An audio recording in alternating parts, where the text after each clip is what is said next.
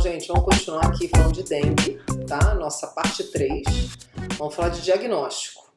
Então, o diagnóstico ele pode ser feito através da avaliação de sinais e sintomas do paciente e também através de testes de laboratório, né? Bom, então a gente vai ter os seguintes sinais e sintomas que se manifestam, que a gente consegue perceber nesse indivíduo, que vão poder servir como um guia para saber se o indivíduo está com dengue ou não, né? Vão auxiliar no diagnóstico. Então esses sinais e sintomas são avaliados aí a partir do terceiro dia, do terceiro ao quarto dia. Então a gente considera caso suspeito de dengue, ou seja, não é caso confirmado, porque a confirmação só vai se dar em testes sorológicos, ou seja, quando a gente ou conseguir detectar o vírus, né, ou o anticorpo, tá? Antes disso são casos suspeitos. Então o que a gente considera, né, quais são os sinais que podem apontar para um caso suspeito de dengue? Então o principal é a febre. Tá? Então, um indivíduo com febre, ou seja, temperatura corpórea acima de 38, chegando até 40 graus, febre alta, é o principal sinal da dengue, tá? Bom, além disso, ele tem que manifestar mais outros sinais ou sintomas, né? 2 ou mais sinais ou sintomas além da febre. Não basta só ter a febre para ser considerado um caso suspeito, né? Porque a gente vê muito até na imprensa dizendo, não sei quantos casos confirmados, não sei quantos casos suspeitos, né? Eles dão muito esses números. Então é justamente isso. Suspeito é aquele que não foi testado, não se fez uma avaliação, um teste de laboratório, um teste de sangue. Só através da avaliação física, né? De um exame físico do paciente e dos relatos. Bom, sinal e sintoma é a mesma coisa, gente? Não. Sinal é aquilo que a gente consegue aferir, que a gente consegue perceber. Então a febre é um sinal. Sintoma é aquilo que o paciente relata, né? Então o que a gente pode ter de sintoma, por exemplo? Artralgia, que é dor nas articulações, e mialgia, que é dor muscular. A gente não consegue aferir isso o paciente diz, que ele está sentindo dor no corpo inteiro e tal. Então a gente vai ter essa manifestação desse sintoma. Além disso, a gente também pode ter a chamada dor retroorbital. Então, tá vendo? Esses sinais eles vão ser bem evidentes ali entre a fase febril, o final dela, e o início da fase crítica, né? Na fase febril, geralmente a febre é mais acentuada e depois esses outros sinais e sintomas vão aparecendo. Então, a dor retroorbital é aquela dor que a gente sente de fundo de olho, né? Que produz dor de cabeça também. Então, isso acontece porque, como eu falei no vídeo anterior, o vírus ele tem uma atração pelo tecido muscular esquelético. E ele vai produzir inflamação desse tecido, tá? Por isso que a gente vai ter dor muscular, dor em articulações também, né? A dor muscular é mais evidente. E a dor no fundo do olho, porque o músculo que movimenta o nosso olho é um músculo esquelético. Então, também vai acontecer. Bom, além disso, a gente tem aquelas manchinhas vermelhinhas pelo corpo, né? Que são pontos de hemorragia, gente. São pequenas hemorragias que acontecem que produzem essas manchinhas, que a gente chama de petequias, tá? Também é um sinal importante.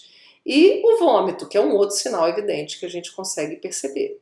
As pessoas manifestam todos eles? Não necessariamente, mas se ela manifestar febre com mais 2 desses sinais, por exemplo, dor retroorbital com petequia, a gente já diz que é um caso suspeito de dengue, tá bom? Bom, as petequias a gente ainda faz uma análise. Quer ver? Eu vou mostrar. Uma outra coisa, antes da gente falar das petequias, eu vou mostrar para vocês uma coisa aqui, como é que a gente analisa isso.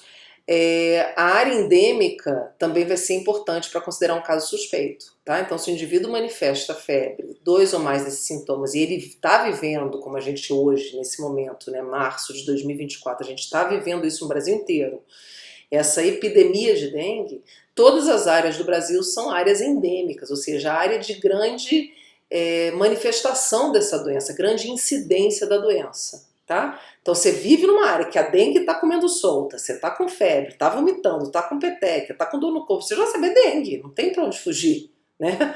Então, geralmente aí você já dá o diagnóstico, né? Já fecha, não tem erro, muito difícil ser outra coisa. E as petequias a gente pode fazer também, pode ser pedido ou não necessariamente, tá, gente? Só quando você tem uma suspeita de maior gravidade, é chamada prova do laço, que é uma prova onde você primeiro afere a pressão do paciente e faz uma média entre a máxima e a mínima, tá? Faz um cálculo. E aí vamos imaginar, um indivíduo que tem uma pressão 120 de máxima, 80 de mínima, ele vai dar uma pressão média de 100. E aí como é que é feita essa prova? É colocado o manguito, aquele que faz a aferição da pressão arterial, e infla ele até 100 e deixa lá por 5 minutos, apertando o braço do paciente, tá? Só que antes disso, a gente faz um quadradinho de 2,5 centímetros por 2,5 centímetros, tá bom? De área aqui, né?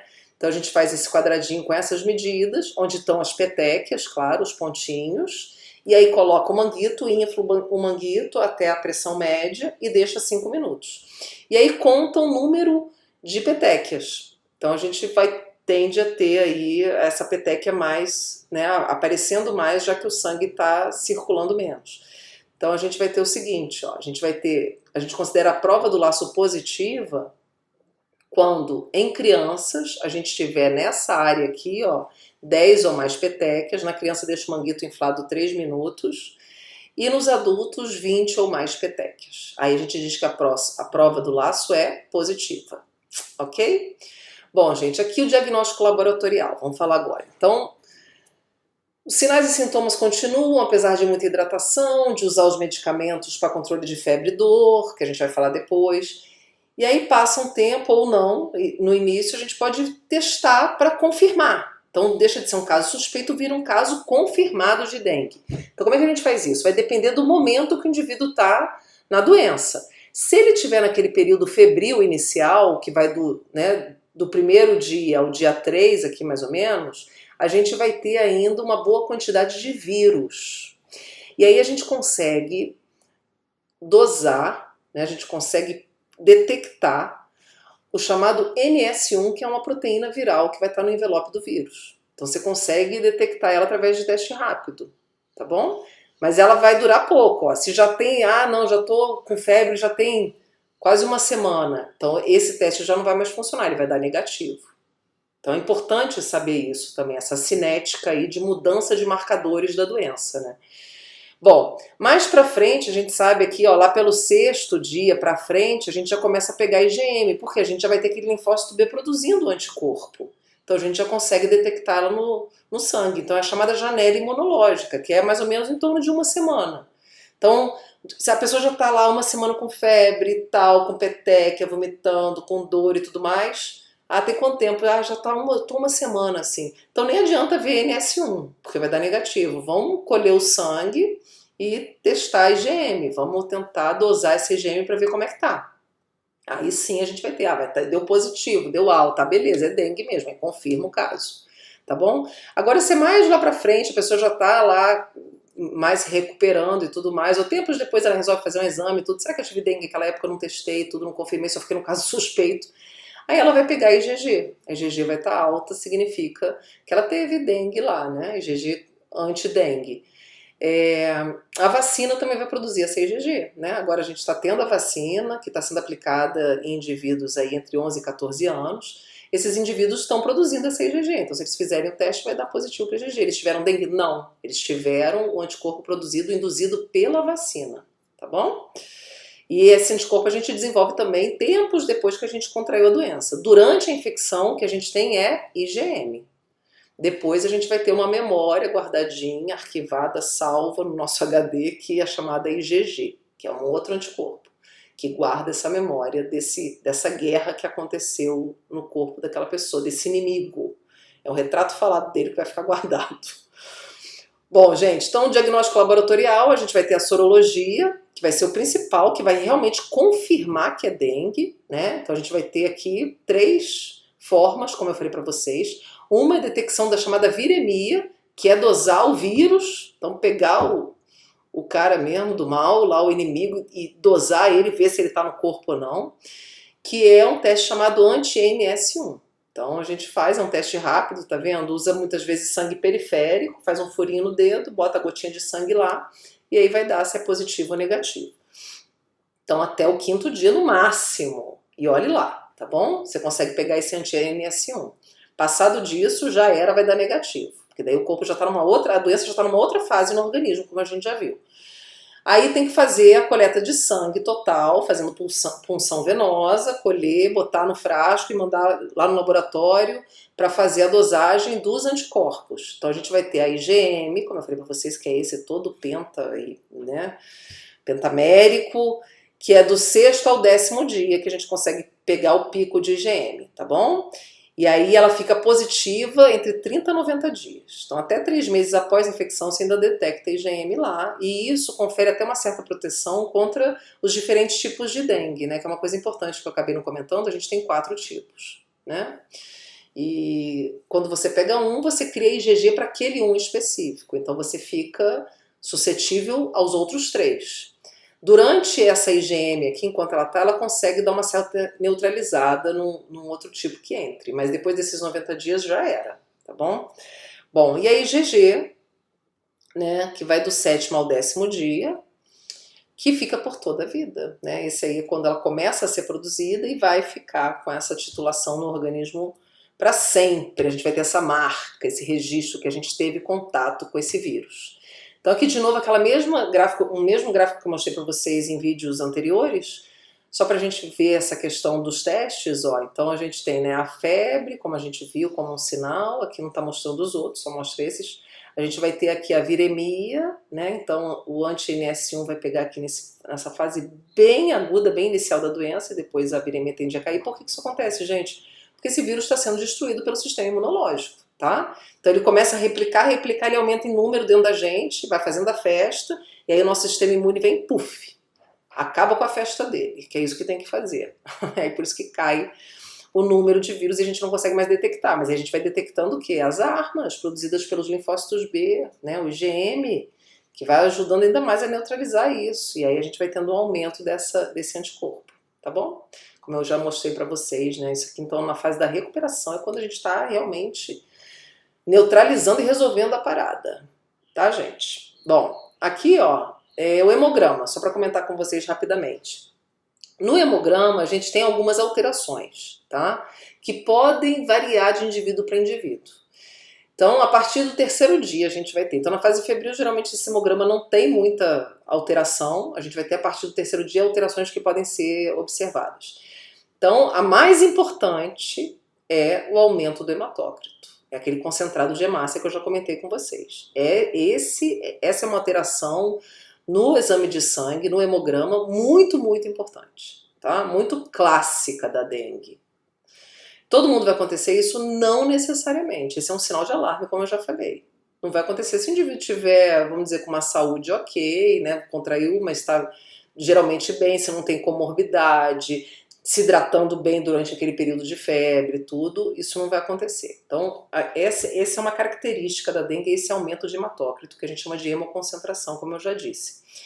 O que a gente considera aumento do hematócrito, né? Então, a gente sabe, no sangue, ele fraciona, quando a gente fraciona o sangue, a gente vai ter uma porção líquida, que é o plasma, que é onde estão as moléculas pequenininhas e tudo, e a porção sólida, que é formada pelas células. Então, geralmente, a gente vai ter quase meio a meio. Tá, gente? É um pouco menos do que isso.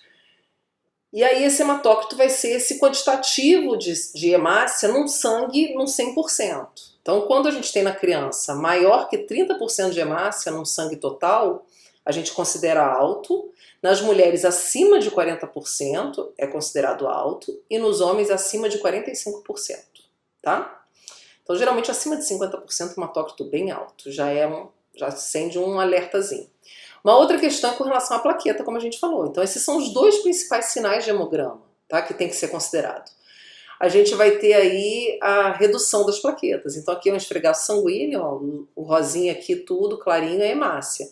Esses pontinhos roxinhos aqui, plaquetas. Então a gente tem uma redução dessas plaquetas, como a gente viu, um quadro que a gente chama de plaquetopenia ou trombocitopenia, porque plaqueta também é chamada de trombócito.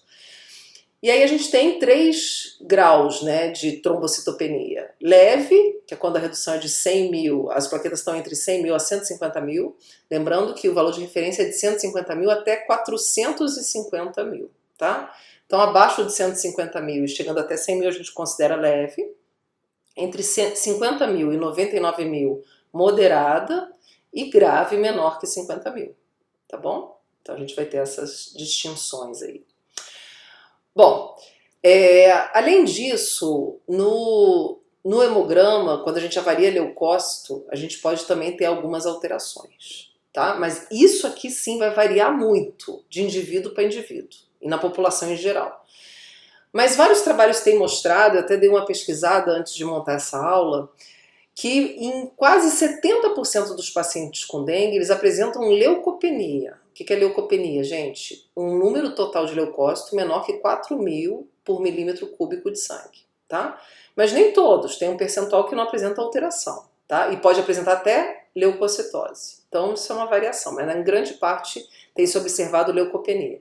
Então aqui eu peguei esse gráfico de um artigo onde a gente consegue observar isso, ó, né? Então aqui o número normal de leucócito é de 4.000 para cima, de 4.000 a 11.000, né, que a gente considera número normal.